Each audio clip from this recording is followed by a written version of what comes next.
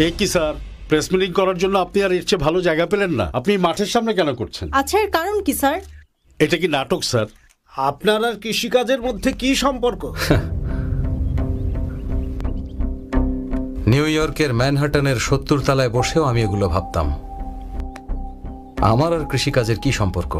কিন্তু এই মাটিতে পা ফেলার পরেই আমি বুঝতে পেরেছি পৃথিবীর প্রতিটি মানুষেরই কৃষিকাজের সঙ্গে সম্পর্ক রয়েছে। একজন কোটিপতি মানুষের সকালের নাস্তা জ্যাম পাউরুটি থেকে শুরু করে গরিব মানুষের জাউ ভাত, যাদের বেঁচে থাকার জন্য খাবার দরকার, তাদের প্রত্যেকেরই কৃষির সাথে সম্পর্ক আছে। আমরা সেই কৃষকের সাথে সম্পর্ক ছাড়াই বেঁচে আছি যারা আমাদের জন্য ফসল ফলাচ্ছে। কিসের সম্পর্ক স্যার?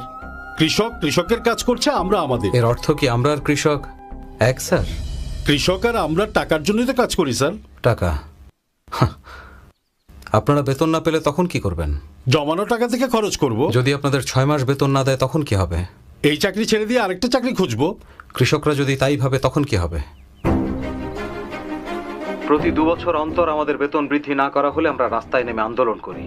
কিন্তু কৃষকরা তার ফলানো ফসল থেকে বছরের পর বছর লাভের মুখ না দেখলেও সে তার বপন করা প্রতিটি বীজে সারা জীবন ধরে সফলতার আশা খুঁজতে থাকে। এমন কৃষক আর আমরা কিভাবে এক হতে পারি? কি বলতে চাচ্ছেন? আমরা এখন পোশাক বদলে কৃষিকাজ করা শুরু করব? চাষাবাদ কাপড় বদলানোর মতো এত সহজ ব্যাপার না স্যার। এটা মাটি আর মানুষের এক সুন্দর সম্পর্ক। এটা এমন এক বিজ্ঞান যা বিজ্ঞানীরাও বুঝতে পারে না, শুধু একজন কৃষকই এটা বুঝতে পারে। একজন কৃষক আত্মহত্যা করলেও আমরা পরোয়া করি না। এটা দৈনিক পত্রিকার একটা মামুলি খবরে পরিণত হয়েছে। একজন কৃষকের মৃত্যুতে যে কি পরিমাণ ক্ষতি হয় সেটা আমরা বুঝতেও পারি না। কৃষকের সংখ্যা কমে যাচ্ছে আর ভোক্তার সংখ্যা বৃদ্ধি পাচ্ছে, যার ফলে দ্রব্যমূল্য বৃদ্ধির সাথে সাথে খাদ্যে ভেজালও বাড়ছে। আর এভাবে যদি চলতে থাকে তাহলে আপনার ভবিষ্যৎ প্রজন্মের হাসপাতালের খরচটাও জুটবে না।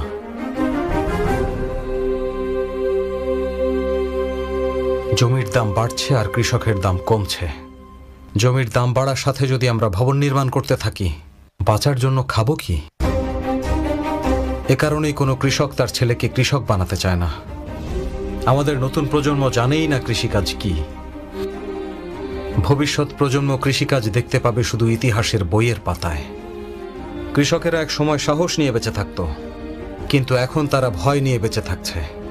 সে ফসল ফলাতে ভয় পায় পানির আশঙ্কায়। যদি পানি থাকে ফসল ঘরে তুলতে ভয় পায়, আর যদি ঘরে তোলে তাহলে রক্ষা করতে ভয় পায়। সেই একই ভয় নিয়ে সে নিজের ফসল মহাজনের কাছে নামমাত্র মূল্যে বিক্রি করে দিচ্ছে, কিন্তু মহাজনরা 10 গুণ দামে বিক্রি করছে, যার ফলে যে খাদ্য উৎপাদন করছে তার ক্ষতি হচ্ছে। খাদ্যের ভোক্তা সেটা কিন্তু আমরা সবাই। আমরাও ক্ষতির সম্মুখীন হচ্ছি। আপনারা জানেন কেন এসব হচ্ছে? কারণ আমরা কৃষকদের সাথে সম্পর্ক ছাড়া বেঁচে আছি। আপনি সরকারের কাছে এসব প্রশ্ন তুলছেন? না, আমাদের সবার কাছে। সরকার আসলে কারা? আমরা না? কৃষকের সুরক্ষার দায়িত্ব শুধুমাত্র সরকারের একার না, পৃথিবীতে বসবাসকারী সকলের, আমি সহ। এই কারণে সেই কৃষকদের সুরক্ষার জন্য আমি আমার উপার্জনের 90% কৃষকদের জন্য দান করে দিচ্ছি।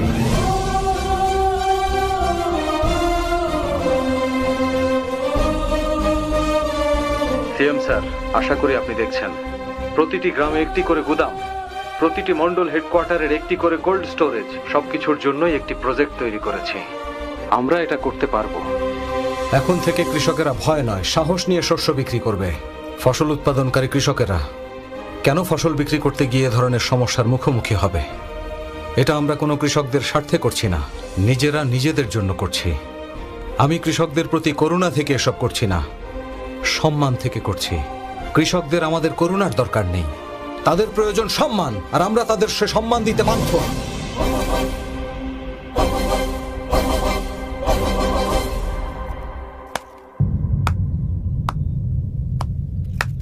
যখন অফিস খুলেছিলেন ভেবেছিলাম আপনি আমেরিকান, কিন্তু এখন আমাদের দৃষ্টিতে আপনি অবশ্যই এ দেশের। কোনো সন্দেহ নেই স্যার, আমি এই দেশেরই মানুষ।